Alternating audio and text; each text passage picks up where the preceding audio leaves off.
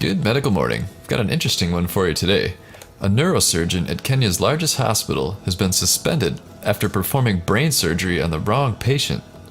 The scandal, which prompted an outpouring of horror on social media, is the latest drama to hit the Kenyatta National Hospital in recent weeks, after allegations of staff sexually assaulting patients and the theft of a baby. The hospital said the surgeon, as well as 2 nurses and an anesthesiologist, had been suspended pending an investigation into the operation on the wrong patient. Health Minister Cicely Kariuki also suspended the CEO of the hospital over the blunder.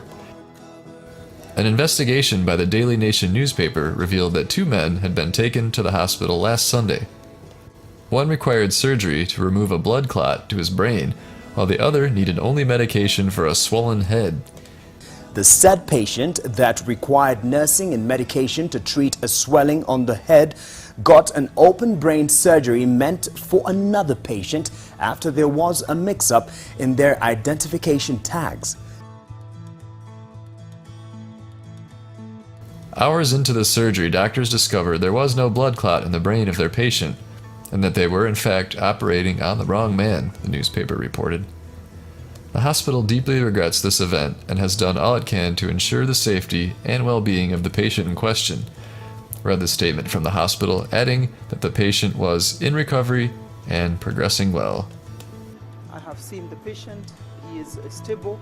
The doctors tell me he could be discharged on Monday.